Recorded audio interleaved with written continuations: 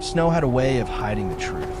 It softened the jagged edges of broken fences, covered the scars left by old battles, and buried footprints before anyone could discover where they led.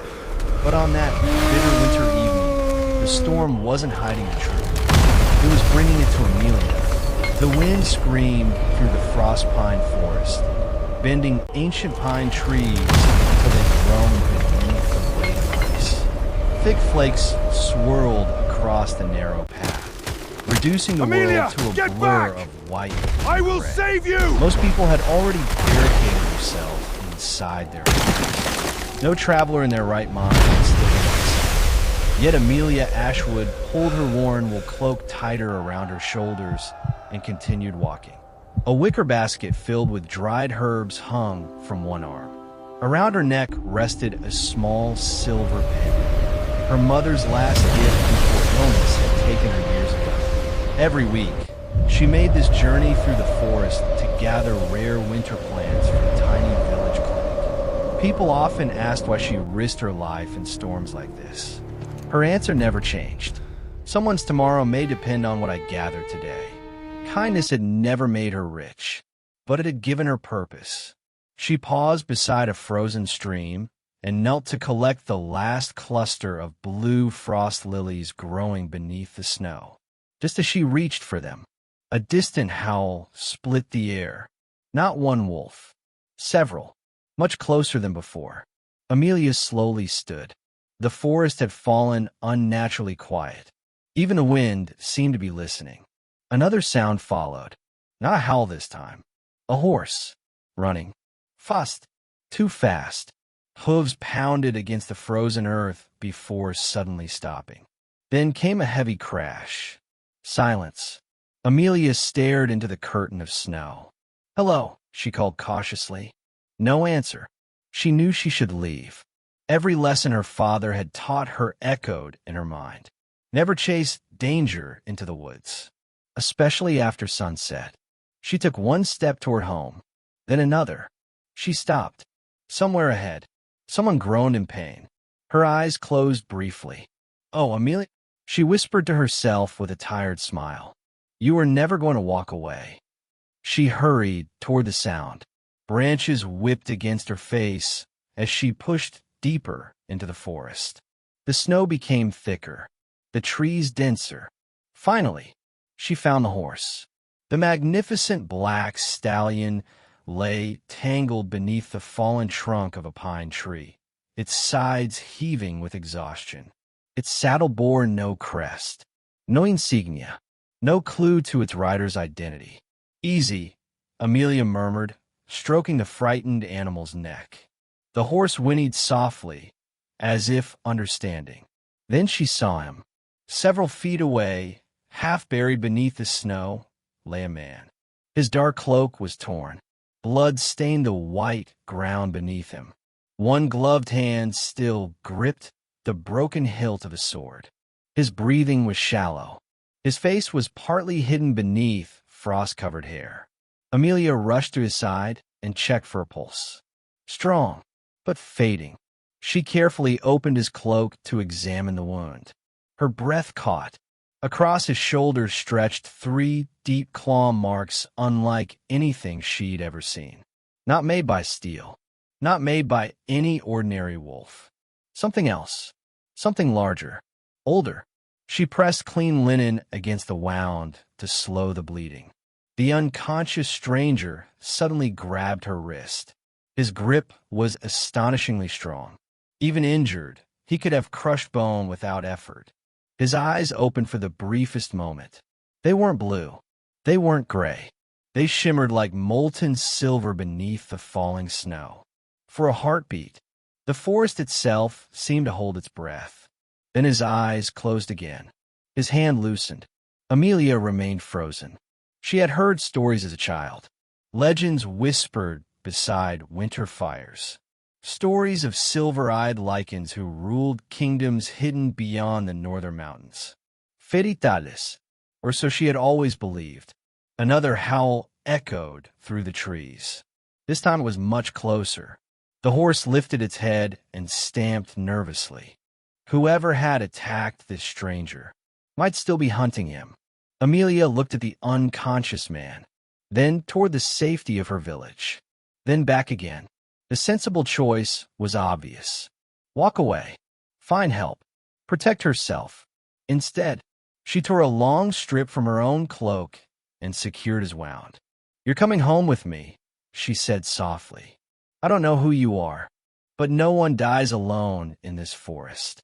With surprising determination, she coaxed the stallion to its feet, fashioned a makeshift sled from fallen branches, and, inch by inch, began pulling the wounded stranger through the blizzard toward the warm light of her little cottage. High above the forest, hidden among snow-covered cliffs, three shadowed figures watched in silence. One lowered a brass spyglass. The healer found him. Another tightened his grip on a hunting spear. "Should we stop her?" The oldest among them shook his head. No. His scarred face remained unreadable. Let destiny take its first step. Far below, Amelia disappeared into the storm with the stranger. Neither of them knew that before dawn, their lives would become forever entwined. As Amelia closed the cottage door against the raging storm, the stranger's silver eyes flickered open once more. He looked directly at the old family crest carved into the fireplace mantel and whispered one barely audible word before slipping back into unconsciousness. Ashwood. How could a man she had never met know her family's name? And why did he sound as though he had been searching for it for years? Excellent. Since this is a completely original story, let's continue building into a cinematic, slow-burn romance with mystery, emotional depth, and cliffhangers designed to keep viewers watching. The wind battered the tiny cottage long after Amelia barred the door. Snow piled against the windows until the outside world disappeared into a wall of white. Inside, however, the fire crackled warmly, filling the small room with the scent of cedarwood and rosemary. Amelia carefully lowered the unconscious stranger onto the only bed she owned. His breathing remained uneven. The claw wounds across his shoulder had stopped bleeding, but they looked unlike any injury she had treated before. She washed her hands, lit another oil lamp, and opened the wooden cabinet that held years of carefully dried herbs. Feverfew, yarrow, mountain sage. She murmured each name while measuring the leaves into a stone bowl. Her grandmother had once told her, "Every plant has a voice. If you listen long enough, it will tell you how to heal." Tonight, she hoped her grandmother had been right. She gently cleaned the stranger's shoulder. The moment warm water touched the wound, the claw mark shimmered. Amelia blinked. The skin wasn't merely injured. Something dark moved beneath it. Thin black lines spread slowly through his veins like frost crawling across glass. "This isn't poison," she whispered. "It's alive." She had never seen anything like it. Instinct told her ordinary medicine would never be enough. She reached for a small leather pouch hanging beside the fireplace. Inside was the last gift her mother had left behind, a pinch of silverleaf, an herb so rare that most healers believed it existed only in old legends. Amelia had promised herself never to use it unless someone's life truly depended on it. Tonight, it did. She crushed the shimmering leaves into the poultice. The moment it touched the wound, the black veins recoiled. The room suddenly grew still. Even the fire seemed to burn quieter. The stranger drew a deep breath. For the first time since she'd found him, his face relaxed. Hours later, his eyes slowly opened. Moonlight streamed through the frosted window, reflecting in irises unlike anything Amelia had ever seen. Silver. Not gray. Not blue. Silver. He looked around cautiously, instinctively searching every shadow.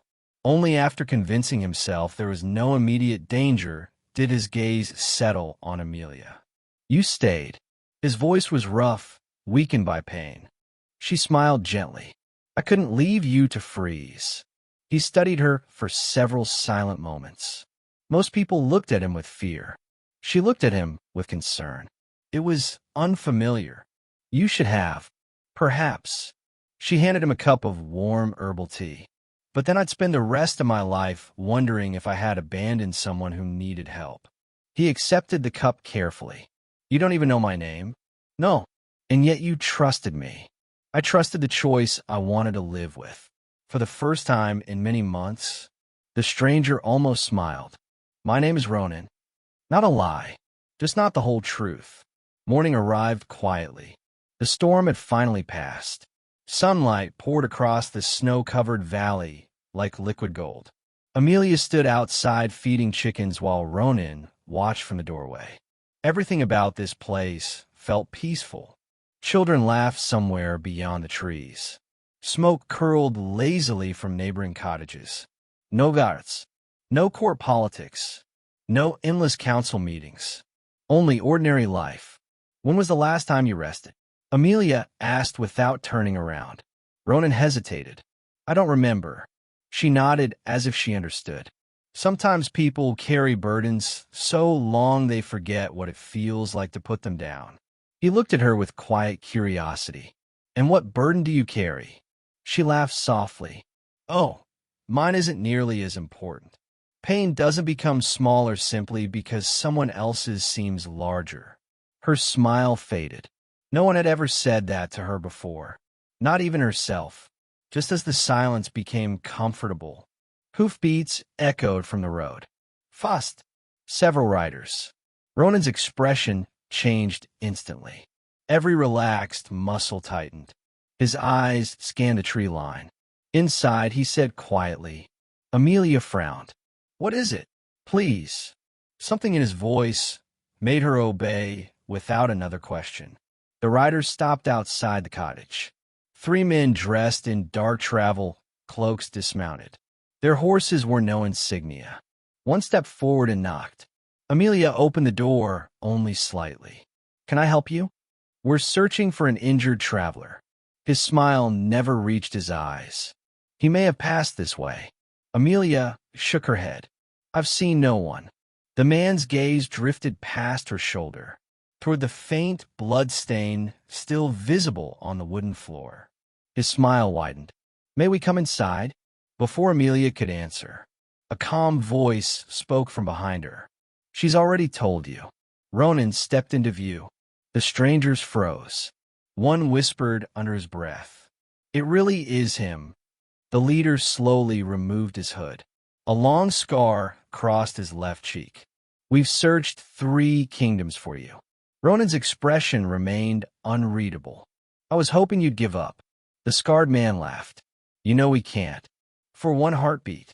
Everything became perfectly still. Then every rider drew a weapon. Steel flashed in the morning light. Amelia instinctively stepped in front of Ronan, despite having no weapon of her own. The scarred man smiled. How touching. But she has no idea who she's protecting. Ronan's silver eyes narrowed. No, he said quietly. But she soon will. Who are the mysterious riders? Why have they hunted Ronan across 3 kingdoms? And when Amelia learns the true identity of the man she saved, will she still choose to stand beside him? Certainly. Continuing the original story. The cold morning air became as sharp as drawn steel. 3 strangers. 3 drawn blades. 1 wounded traveler.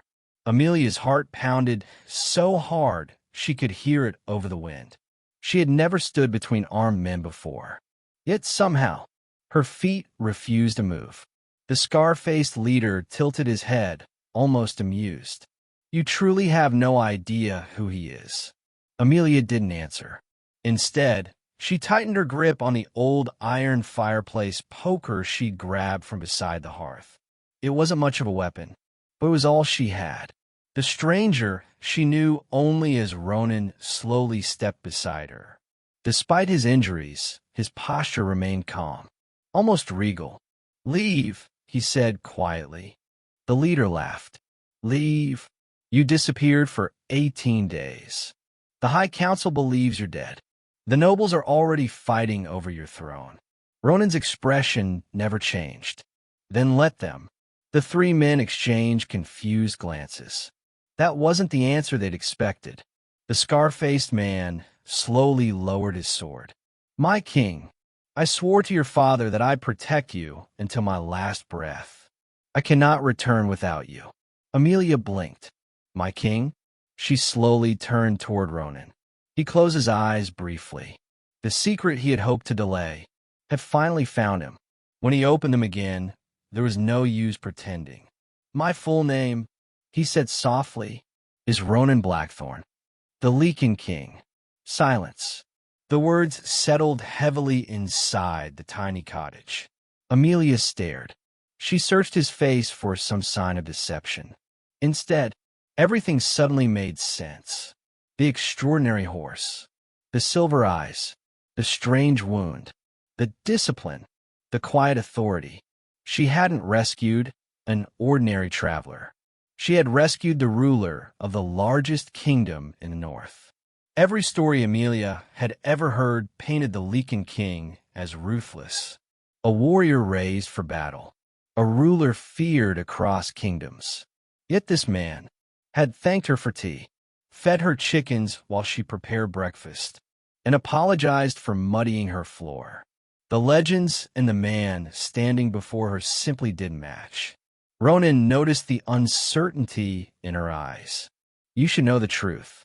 I didn't tell you because I wanted one day. He paused. Just one day, where someone looked at me without seeing a crown.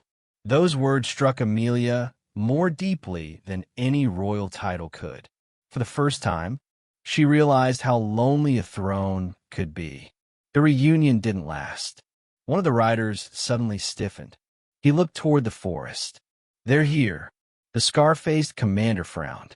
So soon, a low growl echoed between the trees. Not one wolf. Dozens. Branches snapped. Birds exploded into the sky. Then, they emerged. Massive black wolves stepped silently from the forest, their amber eyes glowing with unnatural light. Each wore dark iron collars etched with crimson symbols. Amelia had never seen wolves move with such eerie precision. They're not hunting, she whispered. They're being commanded. Ronan's face hardened. The Bloodfawn Legion. The commander's expression darkened. They've crossed our borders. They've become bolder than we feared. The largest wolf stepped forward. Its fur was scarred. One ear had been torn away. Across its chest glowed the same crimson markings carved into the collars. Then, it did something impossible. It spoke. The king belongs to our master. Its voice was deep, ancient, more growl than words. Amelia felt every hair on her arms stand up. Without warning, the wolves charged. The commander intercepted the first beast, his sword flashing through the morning light. Another rider pulled Amelia behind an overturned wagon. Stay down. Wood splintered as enormous paws crashed against the cottage walls. Glass shattered. The frightened chickens scattered into the snow. Ronan reached for the sword hanging beside the commander's saddle. The commander hesitated. You're wound. I know, but if I don't stand now, none of us leave. He drew the blade. The instant his fingers wrapped around its hilt, silver light burst along the steel. The wolves stopped. For one heartbeat. Even they seemed afraid. Amelia stared. The sword wasn't glowing because of magic. It was answering its rightful owner. The largest wolf lunged. Ronan sidestepped with astonishing speed. One clean strike.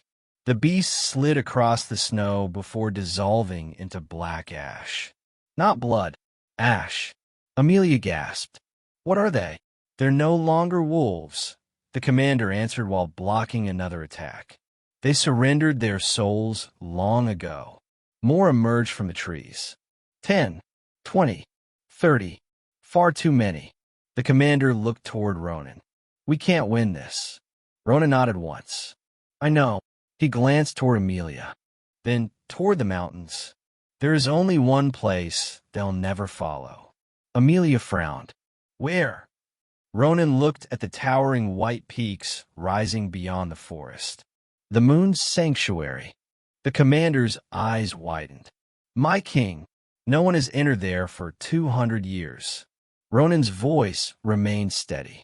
Then perhaps, it's time someone did. At that exact moment, the scarred wolf lifted its head and released a chilling howl. The sound rolled across the valley. Moments la. An answering howl echoed from somewhere far beyond the mountains. Ronan's face paled. No. The commander turned sharply. What is it? Ronan gripped his sword tighter. That wasn't a wolf answering. It was a Lycan. As the last echoes faded across the frozen mountains, Amelia realized the terrifying truth. The enemy wasn't hunting the king anymore. They were hunting all three of them. But the question that sent a chill through her heart was even more frightening. Who was powerful enough to command both wolves and Lycans? The first rays of dawn never reached the moon's sanctuary.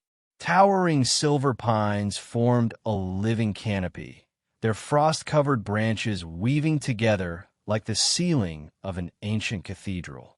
The air itself felt different, lighter, calmer, as if every breath carried centuries of forgotten magic.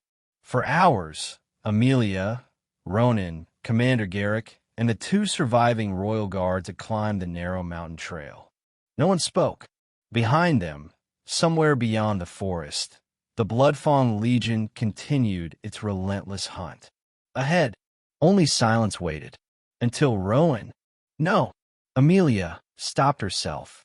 There was no Rowan in this story. Only she and Ronan. She smiled faintly at the strange thought before continuing. At the summit stood two enormous stone wolves. Each was nearly 30 feet tall, carved from pale moonstone that shimmered beneath the morning light. Between them rested a sealed archway engraved with thousands of ancient runes. Commander Garrick lowered his torch. We've arrived. One of the younger guards whispered, I've heard stories about this place since I was a child. They say the sanctuary opens only for hearts that carry no desire to conquer. The second guard scoffed. Stories. Before anyone could answer, the stone wolves' eyes began to glow. A deep rumble echoed beneath the mountain. The great arch slowly opened on its own. Cold silver light spilled across the path. The guards exchanged stunned glances. It accepted us. Ronan stared at the entrance. No, it accepted her. Every eye turned toward Amelia. She blinked. Me? Before anyone could respond, a gentle breeze circled her, carrying thousands of glowing silver petals through the air. They didn't touch anyone else. Only her. Beyond the gate lay a hidden valley unlike anything Amelia had ever imagined. Crystal streams flowed beneath bridges woven from living vines. Ancient oak trees stretched toward the heavens, their leaves glowing with soft silver light despite the winter season. Flowers bloomed beneath untouched snow. Birds with shimmering white feathers sang melodies no human village had ever known. The entire valley felt alive, not merely beautiful, aware. Amelia whispered, It's like the mountain has a heartbeat. Ronan watched her instead of the landscape. So do you? The words escaped before he realized he'd spoken them aloud. Amelia looked at him. For a heartbeat. Neither looked away. Commander Garrick suddenly cleared his throat, perhaps a little louder than necessary. The moment passed, but not entirely. Near the center of the valley stood a small wooden cottage overlooking a crystal lake. Smoke curled lazily from its chimney. Amelia frowned. I thought no one had lived here for centuries. So did I, Ronan admitted. The front door slowly opened. An elderly woman stepped outside. Her long silver hair reached nearly to her waist. She leaned upon a carved wooden staff, yet carried herself with quiet strength. Her bright blue eyes settled first upon Ronan, then Amelia. Finally, she smiled. I wondered how long destiny would keep me waiting. Commander Garrick immediately bowed. The Moon Keeper. The old woman laughed softly. I've had many names, but Mira will do. She walked directly toward Amelia. Without asking permission, she gently cupped Amelia's cheek. So, she whispered, the stars chose kindness again. Amelia frowned. I don't understand. You will. Mira smiled. In time, inside the cottage, warmth wrapped around them like a comforting embrace. Herbs hung from every beam. Books filled towering shelves. A kettle simmered gently over the fireplace. Mira carefully examined Ronan's shoulder. Her expression grew serious. The beast that wounded you carried shadow venom. Ronan nodded. I suspected as much. She looked into his eyes. The poison isn't trying to kill you. It is trying to change you. Silence settled over the room. Commander Garrick's face paled. Change him into what? Mira didn't answer immediately.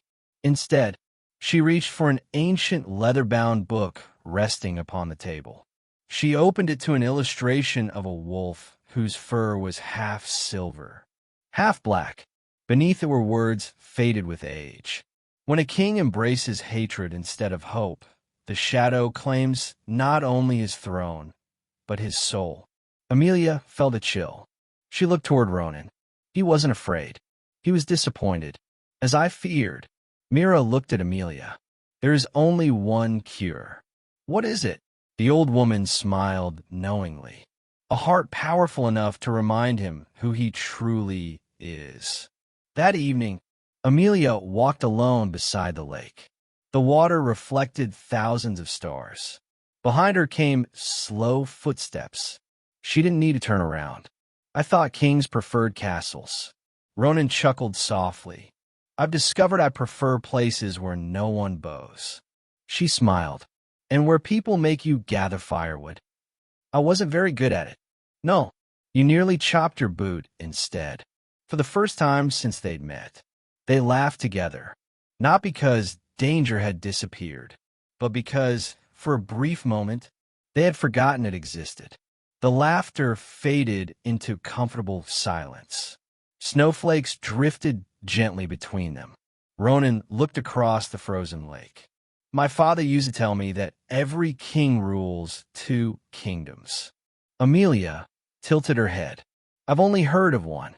The second, he said quietly, is the one inside his own heart, and which kingdom is harder to govern. He smiled. The second. Their eyes met again. This time, neither looked away, neither spoke, neither needed to. The distance between them seemed impossibly small. Ronan slowly reached toward her hand. Amelia's fingers trembled. Just before they touched, a horn echoed across the valley. Once, twice, then a third time. Commander Garrick burst from the trees. My king, they've found the sanctuary. Every peaceful sound vanished.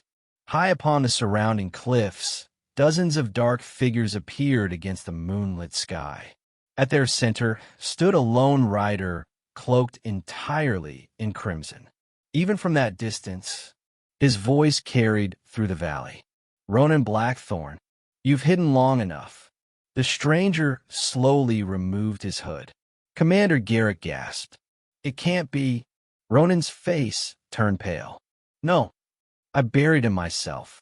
The man smiled. You buried a body, but not the hatred that lived inside it. The valley fell into absolute silence. Even the wind seemed to retreat. Amelia looked from the crimson-cloaked rider to Ronan. Only moments earlier, she'd seen courage in the king's eyes. Now, she saw something she never imagined possible. Disbelief. The rider slowly removed his leather gloves, revealing hands covered in thin silver scars that shimmered beneath the moonlight. He smiled, not warmly, patiently, like a man who had waited years for this moment. I've crossed kingdoms, he said, his voice echoing through the sanctuary. I've buried armies. I've watched empires rise and fall. but every road has led me back to you. Commander Garrick instinctively stepped in front of Ronan. Stay behind me, Your Majesty. Ronan gently rested a hand on the old commander's shoulder. No, if he truly is who I think he is, then this is a debt I must face myself. The stranger descended from his horse. Each step toward the sanctuary echoed across the valley. Amelia noticed something peculiar. None of the wolves surrounding him acted aggressively. Instead, they lowered their heads, almost as if they were honoring him. The moonkeeper, Mira, whispered only one word. Impossible. The rider stopped several yards away. Moonlight finally illuminated his face. His features were remarkably similar to Ronan's. The same piercing silver eyes, the same strong jaw, the same unmistakable Blackthorne bloodline. Only one difference remained. Where Ronan's expression carried compassion, this man's carried bitterness hardened by years of betrayal. My name, he said calmly, is Darius Blackthorne. Amelia's breath caught. Another Blackthorne? Ronan took one slow step forward. My brother died 16 years ago. So everyone believed. Darius smiled. Dead men make excellent prisoners. For several heartbeats, neither brother spoke. Finally, Darius broke the silence. Do you remember father's words? Ronan nodded faintly. He told us, a crown is earned every morning, not inherited at birth. Darius laughed. He also chose you. The laughter vanished as quickly as it had come. I was the elder son. I trained harder. I fought longer. I bled for this kingdom. And yet, when the time came, he placed the crown on your head. Ronan lowered his gaze. He believed I could unite the packs. He believed you feared strength. Darius's eyes flashed with anger. No, he feared mine. As the brothers faced one another, Amelia realized something unexpected. Neither hated the other. Not truly. One carried guilt. The other carried grief. And grief left unattended had become something far more dangerous. Hatred. She stepped forward before anyone could stop her. May I ask you something? Every eye turned toward her. Darius looked genuinely surprised. You would speak to me? She nodded. If your father had chosen you, would you have ruled differently? The question lingered in the cold air. Darius didn't answer immediately. Instead, he looked toward the mountains. I would have ruled with certainty. No counsel, no compromise, no mercy for those who threaten peace. Amelia listened quietly. Then she asked, and would your people have loved you, or simply feared you? For the first time, Darius had no answer. Mira smiled faintly. The greatest rulers are never measured by how many kneel before them, but by how many rise because of them. Ronan looked toward Amelia. She hadn't spoken as a politician or a noble. She had spoken as a healer. Someone who believed broken hearts could be mended before broken kingdoms. In that moment, Ronan understood something. His father hadn't chosen the stronger son. He had chosen the son who believed strength existed to protect, not to dominate. A slow clap echoed from the cliffs. Everyone looked up. A tall woman dressed in midnight blue robes stepped from the shadows. Her silver hair danced in the mountain wind. Her smile was elegant and utterly without warmth. So touching. She applauded again. Two brothers finally reunited. Darius turned sharply. You weren't supposed to come. She ignored him. Instead, her gaze settled on Mira. It's been many years. Keeper. Myra's expression darkened. You. The woman bowed gracefully. Queen Ceres. The name struck the valley like thunder. Commander Garrick's face drained of color. The Shadow Queen. I thought she vanished before the great winter. So did everyone else. Sarah smiled. Believing a story is often easier than searching for the truth. She lifted an ancient black crystal into the air. Dark clouds gathered above the sanctuary. The peaceful valley trembled. Trees bent beneath an unnatural wind. The crystal pulsed once, twice, then exploded into a pillar of black light that pierced the heavens. Every wolf in the valley cried out in pain. Every bird fled. The crystal lake rippled violently. Deep beneath its frozen surface, something enormous moved. Mira whispered in horror. No, the prison seal. It's breaking. The ground split open near the lake's edge. Ancient silver chains rose from beneath the ice, glowing as they strained against an unseen force. Saris laughed. For centuries you've guarded a prison. You never stopped to ask whether the prisoner deserved to be free. Amelia looked at the terrified faces around her. No one moved. Everyone was waiting for someone else to act. She remembered her grandmother's words. Courage isn't the absence of fear. It's choosing compassion while fear stands beside you. Without hesitation, Amelia ran toward the cracking ice. Amelia! Ronan shouted. She didn't stop. If whatever was imprisoned beneath the lake escaped, there might not be a kingdom left to save. Behind her, Ronan sprinted after her. Not because she was part of a prophecy, but because he refused to let her face danger alone. For the first time since they met, they ran toward the same purpose. Together. Just when the brothers finally confronted the truth about their past, an even older enemy emerged from the shadows. And now the prison beneath the moon sanctuary is beginning to fail. What do you think is sealed beneath the frozen lake? Is it an ancient monster, a forgotten guardian, or a truth that could change everything we've believed so far? Share your theory in the comments below. I read your comments, and some of your ideas may inspire future stories on this channel. If you enjoyed this part 1, please like the video and subscribe so you don't miss part 2, where the secret beneath the lake is finally revealed, alliances are tested, and Ronan and Amelia discover that the greatest battles are not fought with claws or swords, but with the choices made in the heart.